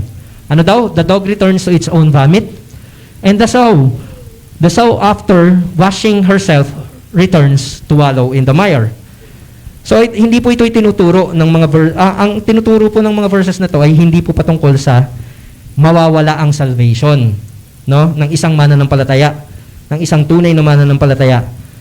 Ang tinutukoy po niyang verse na yan, no, ay yung katotohanan na plano ng Diyos sa bawat mananampalataya. Ano yung totoong plano ng Diyos sa bawat mananampalataya? Yung magbunga ng katuwiran ang pamumuhay. Magkaroon ng sanctification. After justification, o pagsasatuwid, pagsasawalang sala, magkaroon ng paglilinis sa pagkatao. New creation. Yun po yung original plan ng Diyos. Pero itong mga taong to, hanggang doon lamang sila sa gusto nilang marinig. Undoubtedly, no, hindi rin po justified ang mga taong ito. Kaya't ang mga taong binabaluktot ang katotohanan ng Diyos ay hindi tunay na nakakatanggap ng kalayaan mula sa Diyos, kundi sila ay nakakita ng oportunidad na gawin ng malaya ang mga pansariling intensyon. Kaya binigyan ng linaw dito ni Apostol Pedro na sa mga ganitong klase ng tao, sa mga false teachers at sa mga false professors, ang proverb ay totoo sa kanila. Ano yung proverb? The dog returns to its own vomit, and the sow, after washing herself, returns to wallow in the mire. Nature po ng aso, kapag may sakit, ang kumain ng kahoy, ng dahon, at ng kung ano paman. After po nilang kainin yun, isusukan nila para maging maayos yung kanilang tiyan. Pagkatapos nilang isuka, kakainin nila ulit. Nature po ng aso yon. Nature ng aso. Nature din po ng baboy ang maglaro sa putikan. Bakit? Kasi wala silang sweat glands. No? Kaya gusto nila na palagi silang basa. Komportable sila sa basa. Saan yung basa? Yung mud. Yung putikan. So nature po nila yun. No? Ang nakalulungkot, ganito din po yung nature ng unregenerate. Ano yung unregenerate? Hindi nakatanggap ng totoong justification by faith. No? Ganon din po yung nature nila. Mas gusto pa nila na magwadel-wadel sa kasalanan, mag-swimming-swimming sa kamalian, kaysa sa mamuhay sa katuwiran ng Diyos. Kasi yun po yung nature nila as sinner. At ganun din yung nature natin. Ang nakatutuwa, and praise the Lord, because God has granted us His grace. No? So yun po yung nature ng tao. Makasalanan. Hindi po tayo nagiging makasalanan dahil nagkasala tayo. Nagkakasala po tayo kasi by nature we are sinners. Tandaan po natin yan, ha? Without receiving the true grace coming from the Lord and having the true faith in Christ, ganyan din po ang kalagayan natin. No? Para tayong aso, para tayong baboy. And we will continually live unregenerate, unforgiven. Matthew 7, ang nakalulungkot dyan, darating ang panahon, akala nila save sila. Pero, kaya sabi ng salita, mas mabuti pa na hindi nila nalaman. Kasi nung nalaman nila, namuhay na sila ng may kalayaan sa kasalanan, pero in the end, ito pala yung kanilang kakaharapin. Anong kakaharapin nila? Lalapit sila sa Panginoon, tapos sabihin sa kanilang Panginoon, not everyone who says to me, Lord, Lord, will enter the kingdom of heaven, but only the one who does the will of my Father who is in heaven. On that day, many will say to me, Lord, Lord, did we not prophesy? Sipin nyo yan, ha? Merong gift, yung faith of prophecy pa, no? Did we not prophesy in your name and cast out demons in your name and do many mighty works in your name? Nagpalayas ng Diablo. Imagine niyo yun? Paano nila pinalayas yung Diablo? Sinabi na, Satan, let's go! Sinamahan sila ngayon ni Satan. Kaya ano nangyari? And then, will I declare to them, I never knew you. Kaya mas nakakalungkot. Imagine ninyo yun, umasa ka. So si Lord ba yung paasa? Hindi. Hindi paasa si Lord. Ikaw yung umasa, pero namuhay ka sa mali.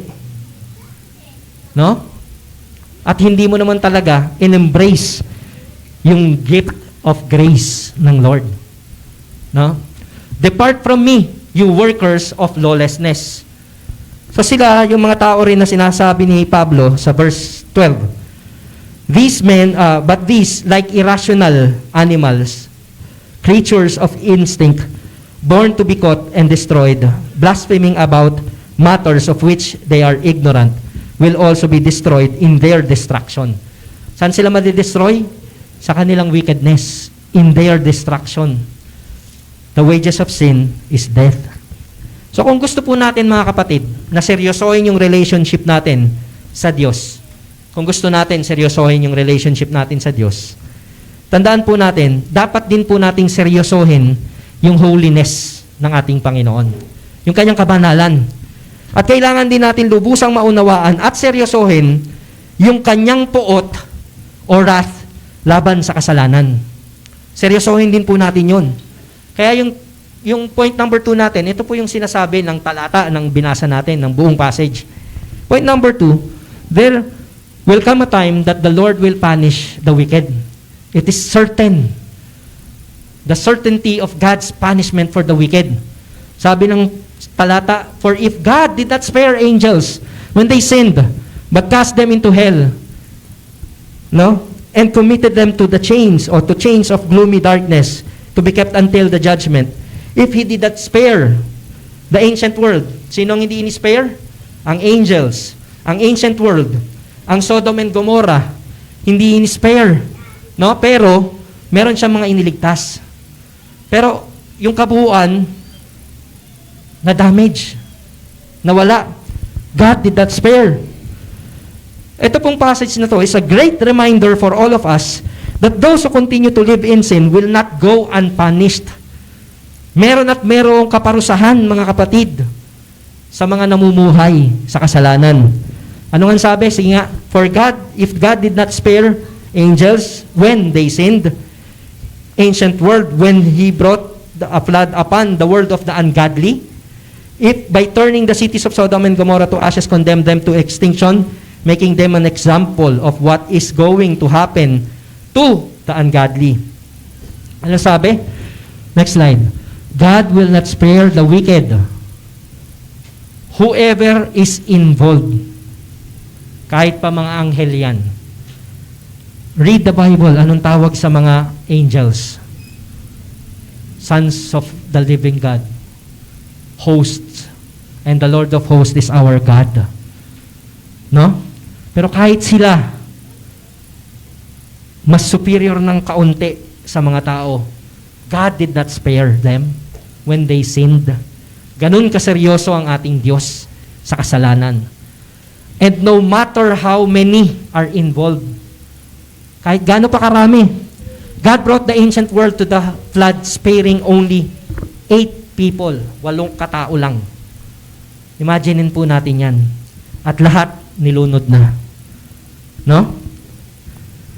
So God, ito po yung tatanda natin, ano? God, in destroying wickedness in history, gives us confidence that He will one day remove wickedness completely.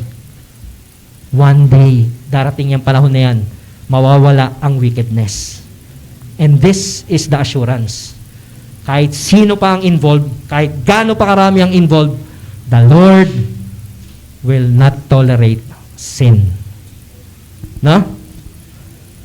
What was common to all three of them? They are all sinners, rebellious against God, angels who sin, and ungodly people. At ganun din yung tatamasahin ng false teachers at maging yung mga nakikinig sa mga false teachers. No? God will faithfully execute His justice. Bakit naman kailangan pang madamay yung mga nakikinig lang naman sa katuruan? Kapatid, kung nakikinig ka lang, no? Kung nakikinig ka lang, bakit pa ulit-ulit? Kasi nag-e-enjoy ka. It only exposes your heart. Anong sinasabi ni Pablo kay Timothy? Sige, next slide. Yung iyong ginagawa, pinapakita nito, yung iyong pakikinig, pinapakita nito yung nilalaman ng iyong puso at ng iyong kaisipan. No? 2 Timothy 4:3. For the time is coming when people will not endure sound teaching, but having itching ears, they will accumulate for themselves teachers to suit their own hahanap ng teacher na makakapagbigay sa akin ng satisfaction sa gusto kong gawin. Na mag-a-agree na tama ako kahit mali. No? Na mag-a-agree na kahit mali ang ginagawa ko, tama pa rin ako. No? Yan ang kondisyon ng mga tao. Kaya wag nating kakalimutan, mga kapatid, na ang hustisya ay fundamental sa karakter ng Diyos. The wrath of God is the right and righteous response of God to sin. Next slide, Ate Gabi. It is God's love in action. Imagine niyo na yung puot ng Diyos. Ironic, di ba? Parang hindi siya tugma, pero yan po yung katotohanan. Yung application ng kanyang justice ay expression ng kanyang pagmamahal. Mga kapatid, God is faithful in upholding His justice. Point number 3, the confidence we have in God's preservation for the righteous. So meron din tayong confidence. Naiingatan tayo ng Panginoon, ang mga righteous. Then the Lord knows how to rescue the godly from trials and to keep the unrighteous under punishment until the day of judgment. So yung passage po tells us that God rescued Noah and his family from the flood at dineklara na kaya ni-rescue kasi Noah was righteous. No? Ganon din si Lot. Kaya ni-rescue si Lot kasi sabi ng passage, Lot was righteous. Righteous din daw po si Lot. Again, babalik na naman po tayo sa sinasabi ng Diyos na wala sino man ang righteous. Bakit dineklara na righteous? Wala sino man ang righteous. No? Lahat ay makasalanan. Kung ganun pala, ano itong righteousness na ito na sinasabi ng passage?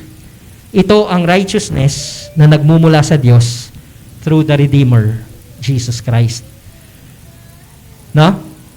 Ang Panginoon ang umako ng mga kasalanan natin, nagkaroon ng substitutionary death or substitutionary payment for the wages of sin. Again, next slide, Ate Gabi. So, walang righteous, sabi pa noon, Genesis chapter 6. No?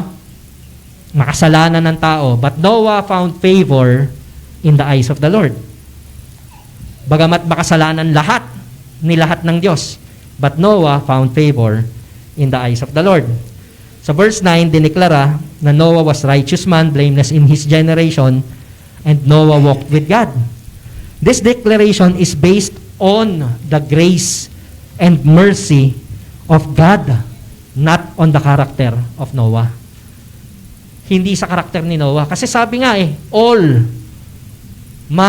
of man was great, the wickedness of man in the earth was great, and that every intention of the thoughts of his heart was only evil. So kasama dyan si Noah. Pero God gave favor to Noah. No? Ganon din yung sinabi kay Lot, kagaya ni Noah, ang Diyos ang nagdeklara na siya ay righteous. Dahil kung ang karakter ni Lot ang pagbabasihan, makikita natin kung anong klaseng tao si Lot. Balikan natin ulit yung kwento doon sa Sodom and Gomorrah nang gustong i-gang rape daw ng mga tao sa Sodom, yung dalawang anghel. Anong sabi ni Lot? Huwag ninyong galawin yung bisita ko, narito yung aking mga virgin na mga anak. Sila ang galawin nyo. Sa inyo na sila. Anong klaseng tatay yun? Kung ikaw yung anak, anong mararamdaman mo? Anong ginawa sa iyo ng tatay mo? Di ba? Nakakalungkot, yun ang maling katotohanan. Kung pagbabasihan yung katuwiran ni Lot, bagsak. Pero ito yung totoo, mga kapatid. Kagaya ni Lot, marami rin tayong pagkukulang. Kagaya ni Lot, marami rin tayong pagkukulang sa harapan ng Diyos. But God is so gracious that He declares us righteous through the substitutionary death of His Son, Jesus Christ. No? So, imaginein po ninyo yun, anong klaseng tatay ka, anong klaseng tao ka. Hindi lang isa ang mananamantala sa anak mo. Buong bayan, parang pinatay mo na yung anak mo nun. Hindi lang pinatay, binaba mo pa yung dignidad ng iyong anak. So, it was God's faithfulness, sige Ate Gabi. It was God's faithfulness to His mercy and grace towards His covenant people that declares Noah and Lot as righteous. God is faithful in the execution of His justice for the wicked. Anong sabi? God did not spare angels. Balik ko lang po ito binibigyan ng diin natin. God did not spare angels and God did not spare the ancient world. Ito po yung nakakatuwa na katotohanan. And sa katuwaang ito, nanliliit ako sa kondisyon at kalagayan ko sa harapan ng Diyos. Bakit? Next slide. As He is faithful in the application of His mercy and grace for those whom He declares righteous. God did not spare the angels nung sila'y nagkasala. God did not spare the ancient world dahil sila'y namumuhay sa kasalanan. Anong ginawa ng Diyos? He did not spare His own Son because of my sin and your sin. Nung tanggapin niya yung kasalanan mo at kasalanan ko, God did not spare Him and crucified Him on the cross. He punished the wickedness of men and He put it in His own Son. Nilagay niya yun sa kanyang bugtong na anak. Yun po yung sitwasyon na meron tayo. At ito po yung magandang balita. If God is for us, it is God who justifies, and if God is for us, then who can be against us? Who shall separate us, kapatid? Sabi ng Romans 8:35, next slide. Who shall separate us from the love of Christ? Shall tribulation, yung kahirapan na hinaharap natin ngayon, distress, or persecution, or famine, or nakedness, or danger, or death, sword? None will separate us because it is He who is faithful na humahawak sa bawat isa sa atin. Ganyan kaseryoso ang Diyos sa kasalanan. No? Ganyan kaseryoso ang Diyos sa kasalanan. Pinaparusahan niya ang mga makasalanan. Pero yung mga iniligtas ng kanyang anak ay hindi na makararanas pa ng kaparusahan na yan. So, to clarify mga kapatid, yung sinabi kanina, yung all things ay binigay sa atin para makapamuhay tayo ng may katuwiran. Hindi yung lahat ng gusto natin. All things that will sustain us to live a holy and righteous life. No, if God did not spare His Son, how much more will He not give us all? No? Yun yung sinabi doon. So, only by true faith in Jesus Christ, it is God. So, paano daw po natin malalaman na tayo ay dineklara na righteous ng Diyos? Only by true faith in Jesus Christ. Di ba? Yung Heidelberg Question and Answer 60. Only by faith in Christ, it is God who grants and credits us the perfect satisfaction, righteousness, and holiness of Christ. And how will I know that my faith is true or not? Sige, next slide. No? Like that of those who follow false teachers. Alam niyo mga kapatid, nagbigay ng hint si Pedro kung paano natin malalaman na tama ang pagmamahal natin sa Diyos. No? Kasi madali nating ideklara na mahal natin ang Diyos. Pero paano nating malalaman? In reality, mga kapatid, ang nakakaalam lang talaga ng ligtas ka ay ang Diyos at ikaw. But sometimes, may mga sitwasyon sa buhay mo, in all honesty, no? Dahil sa kahirapan ng buhay, you ask God, Lord, anong purpose? Totoo ba na meron akong kaligtasan? No?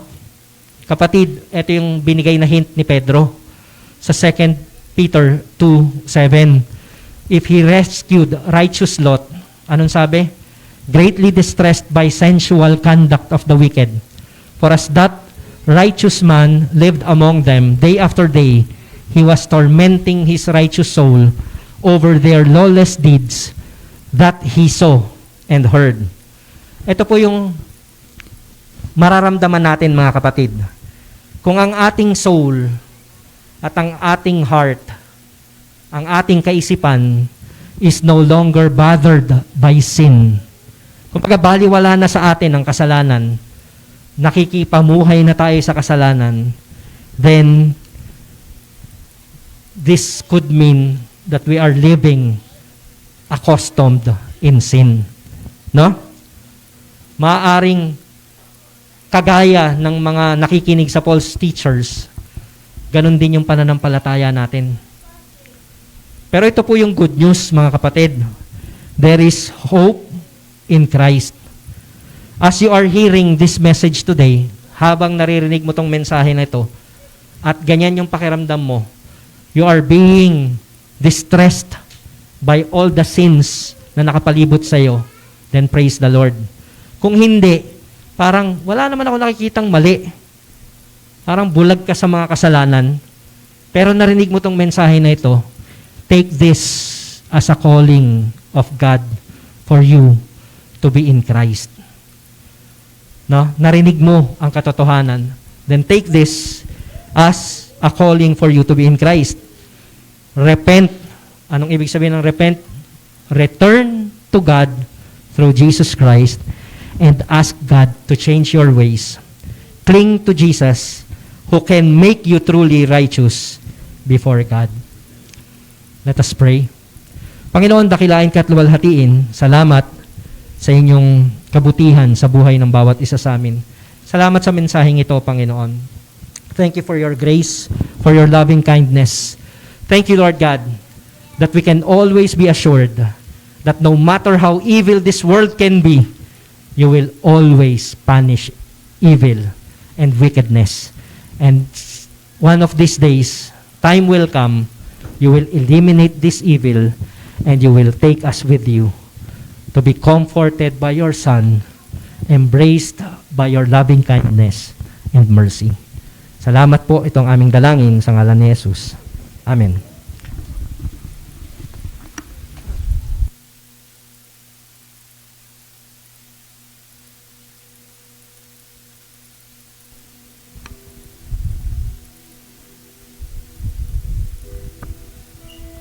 Tayo pong lahat ay tumayo. In response of the message that we heard, let's sing the song, Jesus, Thank You.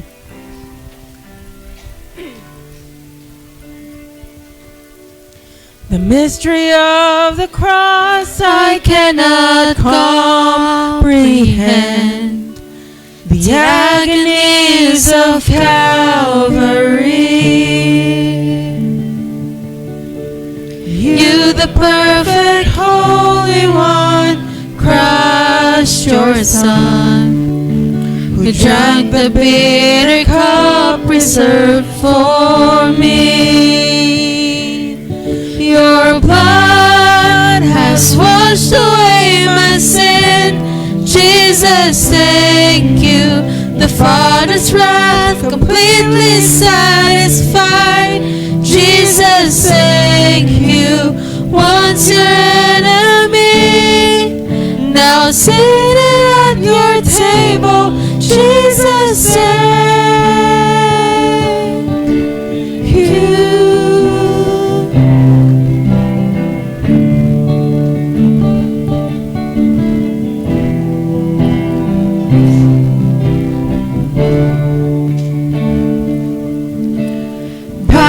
Perfect sacrifice I've been brought near. Your enemy you've made your friend, pouring out the riches of your glorious grace. Your mercy and your kindness know no end. Your blood has washed away my sin. Jesus, thank you. The Father's wrath completely satisfied. Jesus, thank you. Once your enemy, now seated at your table. Jesus, thank you.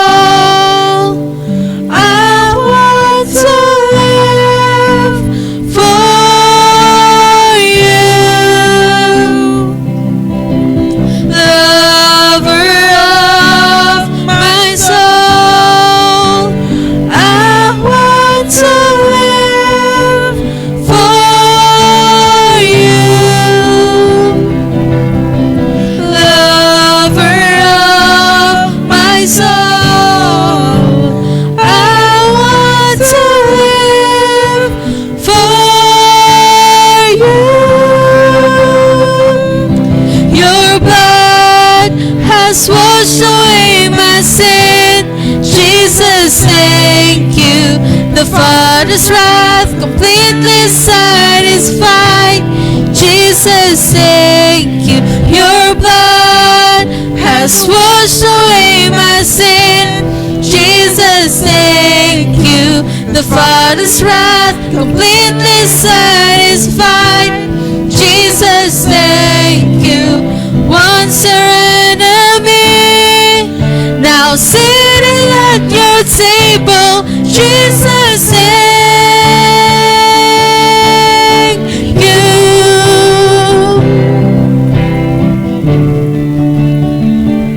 Jesus, thank you.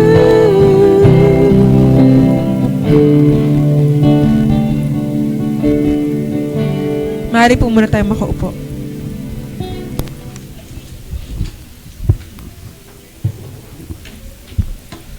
Yun. So, purihin ng Panginoon. So, we will now proceed sa atin pong exercise or receiving of the body of our Lord Jesus Christ. Again, ito pong ginagawa natin na ito ay seryoso dahil we believe that the body of the Lord Jesus Christ was crushed. No? So, I would like to call the attention muna po ng mga bago sa simbahan na to na umattend. Kindly follow Pastor Kyle muna para i-explain sa inyo yung anong kahulugan ng communion. Yung mga bago ngayon, yung mga kaka-attend lang, sige, pakisunod. Sunod muna kayo kay Pastor Kyle. Sige na. Ate Gabi, patawag nga sino-sino yung mga nandito na bago lang. No? Yung hindi pa talaga na... Para ma-explain, sige. Sama mo na rin. So, bakit natin pinapa-explain na maigi? Kasi ito po ay communion ng mga taong who belong to the Lord Jesus Christ, kasama sa family of the Lord. Kahit na anak sila ng mga believers, kasama na rin sila sa sa pananampalataya o sa family of the Lord Jesus Christ. Pero, yun pong exercise natin ito is receiving yung crushed body of our Lord Jesus Christ sa cross. Ito po yung kanyang palatandaan na we are in covenant with Him. Yung physical sign na tayo po ay nakapaloob sa kanyang covenant. At nauunawaan natin na tayo ay kanyang kabahagi ng kanyang katawan. No? So tayo po ay magkakaroon na ng communion, ano? Sige po, hilingin ko na rin si Pastor Ruel at saka si, ano ba si ano? Ayan pala, si Kuya Lemuel. Pakidistribute na po yung mga element that symbolizes the body and the blood of our Lord Jesus Christ. Sabi po ng salita ng Panginoon, no, in Corinthians, 1 Corinthians chapter 11 verses 23 onwards, "For I received from the Lord what I also delivered to you, that the Lord Jesus on the night when He was betrayed, took bread, and when He had given thanks, He broke it and said, 'This is my body which is for you. Do this in remembrance of me.' In the same way also He took the cup after supper, saying, 'This cup is the new covenant in my blood. Do this as often as you drink it in remembrance of me. For as often as you eat this bread and drink the cup, you proclaim the Lord's death until He comes. Whoever therefore eats the bread or drinks the cup of the Lord in an unworthy manner will be guilty concerning the body and the blood of the Lord. Let a person examine himself then, and so eat of the bread and drink of the cup. For anyone who eats and drinks without discerning the body, eats and drinks judgment on himself." Again, kagaya nga po ng mensahe natin kanina, no? God did not spare the angels who sinned. God did not spare the ancient world because they are sinners. Ganon din po yung ginawa niya sa kanyang anak, no? Na tumanggap ng kasalanan ng bawat isa sa atin. Kaya po sa ating pakikiisa sa banal na hapunan, it is as if we are receiving the cleansing of the blood of the Lord Jesus Christ sa ating buhay. And we are receiving the body of the Lord who was crushed for our iniquities. No? Kaya po sa ating pakikisa sa banal na hapunan, sabi po rito, we are remembering what the Lord has done for each and every one of us and rejoicing sa kanyang muling pagkabuhay so that we can live a righteous life in Christ. Hindi po mawawala si Kristo sa buhay natin. So hindi lamang po sa loob ng simbahan tayo nakikiisa kay Kristo. Tayo ay nakikiisa kay Kristo sa loob at sa labas ng simbahan. Kasi we are His church. No? The living body of the living God. So tatandaan po natin. So if ever na meron po tayong mga kahinaan, pagkukulang, pagkakamali, tayo po ay lumapit sa ating Panginoon at ihingi ng kapatawaran ang mga pagkukulang na ito. Kagaya rin po nila Noah, nila Lot, we are not perfect, but we are declared righteous by the living God. So tayo po ay lumapit sa Kanya at humingi ng kapatawaran sa ating mga pagkakamali. Magkaroon po tayo ng maikling katahimikan so that we could pray para sa atin pong kapatawaran ng ating mga kasalanan.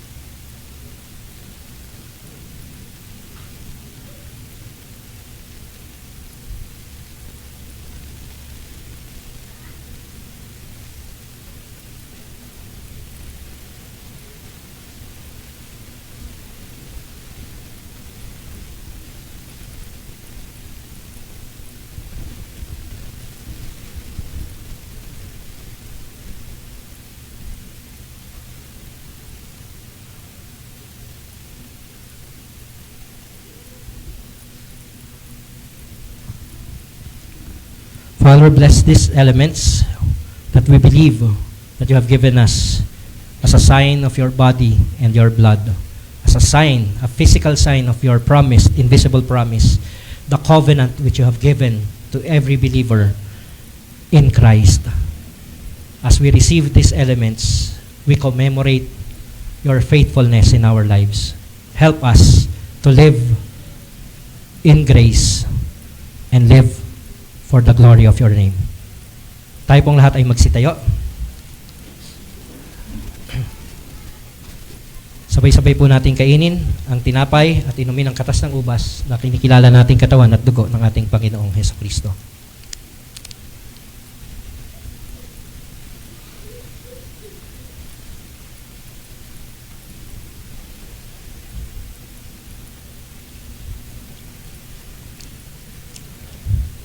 Once again, tayo po ay magpasalamat. Salamat, Panginoon, sa inyong kabutihan. At kami po ay hindi ninyo pinabayaan na mapabilang sa mga nasalanta na dahil sa aming mga kasalanan. Bagkus, kami po ay patuloy ninyong pinahihintulutan na mabuhay para ma-experience ang inyong kaluwalhatian sa aming mga buhay.